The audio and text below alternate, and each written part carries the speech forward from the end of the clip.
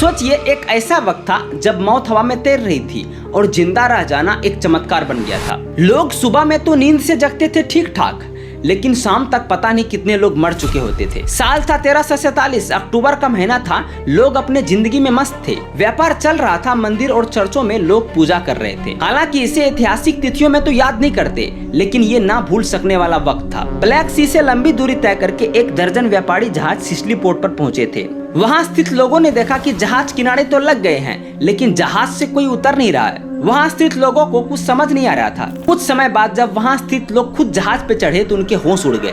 जहाज में चारों तरफ लाशें पड़ी हुई थी। उन लाशों के बीच कुछ लोग अंतिम सांस ले रहे थे। वहां जो भी लोग थे बस यही सोच रहे थे कि आखिर इतनी बड़ी संख्या में मौत कैसे हुई। इस समय तक वहां स्थित लोगों को जरा भी अंदाजा नहीं था कि यूरोप में आने वाले समय में कितनी बड़ी तबाही मचने वाली है। लेकिन किसी को भी पता नहीं था कि काली मौत उनके दरवाजे पर दस्तक दे चुकी है। ये एक बीमारी थी जो किसी को भी कभी भी निगल सकती थी। मौत का यह सिलसिला पूरे यूरोप में फैलने वाला था और ये एक एपिडेमिक का रूप लेने वाला था। देखते ही देखते यह बीमारी पूरे यूरोप का 50% आबादी को खत्म कर दिया। इसमें लगभग 50 मिलियन लोग मारे गए थे। इस महामारी का नाम था ब्लैक डेथ। पर अब सवाल यह है कि यह बीमारी फैली कहां से और इसका नाम ब्लैक डेथ क्यों रखा गया? और जो लोग जहाज से यात्रा करके आए थे, आखिर वे किस देश से यात्रा करके आए थे और पूरा यूरोप इससे कैसे उभरा?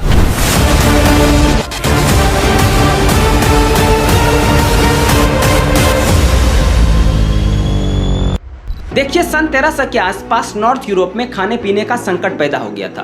कारण था मौसम का खराब होना। अनाज की इतनी किल्लत हो गई थी कि अनाज 300 गुना ज्यादा दामों पर बिकने लगा था।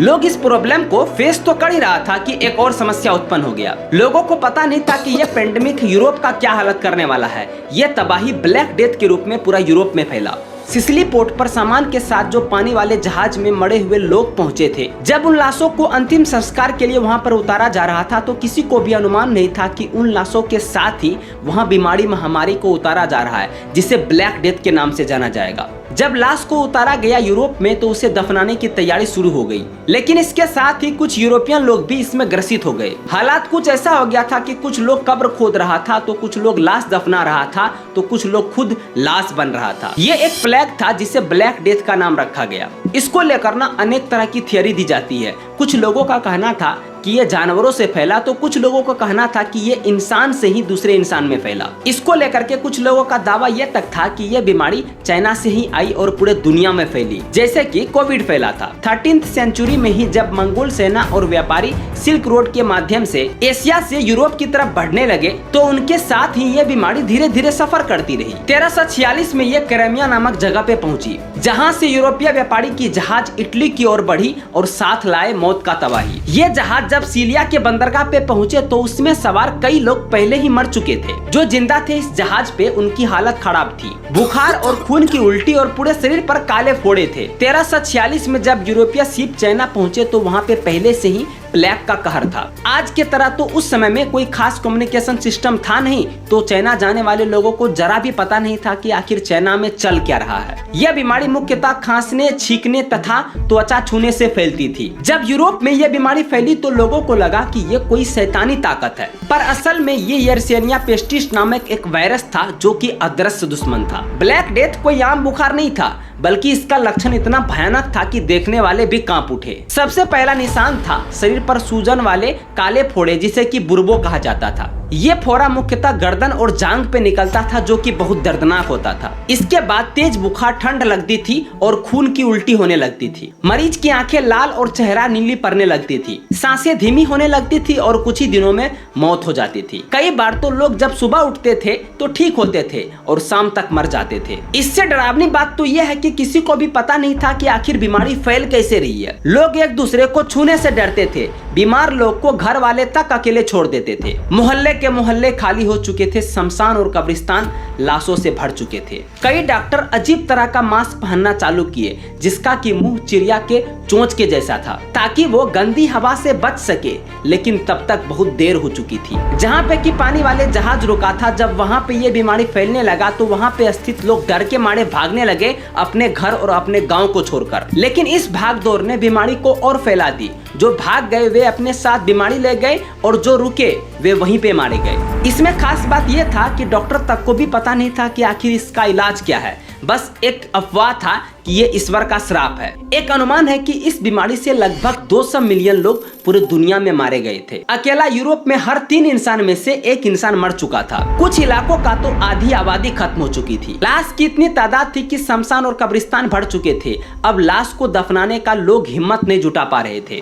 कई जगहों पे बड़ा सा गड्ढा करके कई लाशों को एक साथ दफना दिया जाता था, बिना कोई रस्म, बिना कोई अंतिम विदाई का। लोग अपने घर में अकेले मरते थे। माँ बाप अपने बच्चे से दूरी बना लेते थे। पूरा गांव वीरान हो चुके थे। खेत सूख चुकी थी, दुकान बंद हो गई थी और चर्च में सिर्फ सन्नाटे छाए हुए थे। कुछ लोग ने तो आत्महत्या कर ली, तो कुछ लोग पागलपन में ईश्वर को कोसने लगे। ब्लैक डेथ ने सिर्फ शरीर ही नहीं बल्कि समाज, रिश्ते, नाते सबको तोड़ दिया था। अब सवाल यह है कि जब इंसान खुद से हार चुका था तो धर्म के नाम पर, ईश्वर के नाम पर क्या हुआ? जब इंसान हर तरह से हार जाता है तो वे आसमान की तरफ देखता है कि भगवान तू कहाँ है, ईश्वर तू कहाँ है। ब्लैक डेथ के दौर में लोगों को बीमारी का वजह नहीं पता था और न ही बैक्टीरिया के बारे में पता था। ऐसे में लोगों ने माना कि यह ईश्वर का गुस्सा है और यह ईश्वर में गुस्सा इंसान के पापों के वजह से आया। लाखों लोग अपने गुनाहों का माफी मांगने लगे। जगह जगह फ्लैजिलेंट्स नामक लोग निकलने लगे जो खुद को कोड़े मारते थे, खून बहाते थे ताकि भगवान खुश हो जाए और बीमारी खत्म हो जाए।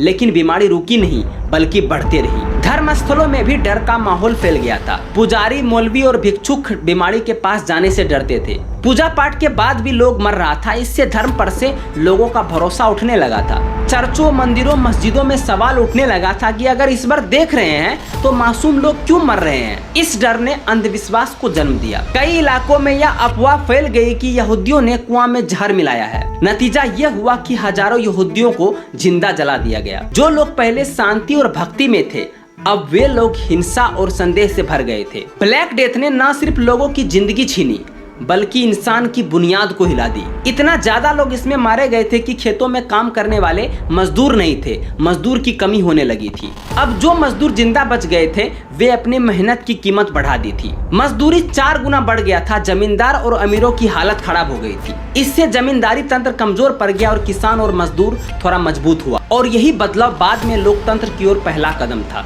बहुत सारे लोगों को लगता है कि ब्लैक डेथ बस इतिहास की एक कहानी है, लेकिन सच्चाई ये है कि ये आज भी जिंदा है। जी हाँ, यर्सेनिया पेस्टिस नामक वायरस आज भी कुछ हिस्सों में जिंदा है। जैसे कि मेडागास्कर, कांगो और अमेरिका के कुछ राज्यों के कुछ हिस्सा में हर साल कुछ केस सामने आते हैं। लेकिन अब हमारे पास इस बीमारी का एंटीबायोटिक है तो लोगों को बचाया जा सकता है। आज जलवायु परिवर्तन के वजह से आइस पिघल रही है। हजारों साल पुरानी बर्फ के नीचे ऐसी वायरस और बैक्टीरिया दबी हो सकती है जो पहले कभी नहीं देखी।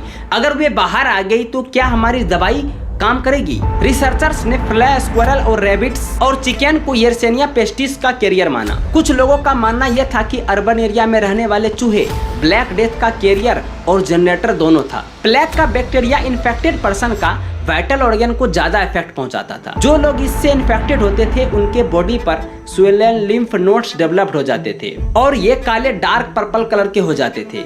इन लिम्फ से ब्लड और पस निकलता रहता था। इसके साथ ही इससे सफर कर रहे लोग में इंटरनल ब्लीडिंग भी होती थी। कुछ समय बाद ये ब्लड सूख कर काला हो जाता था, जिसके वजह से इसका नाम रखा गया ब्लैक डेथ। लोगों का मानना यह था कि प्लेग से अफेक्टेड चूहे यूरोपियन शिप में सवार हो गए थे और चाइना से यूरोप के सफर के दौरान ये प्लेग फैल गया। शिप पर कोई खास डॉक्टर था नहीं तो लोगों को राहत नहीं मिला बल्कि मौत मिलती गई। हर तबाही इंसान को 2 चीज दे जाती है, जख्म और सबक। लेकिन सवाल यह है कि क्या हमने कुछ सीखा?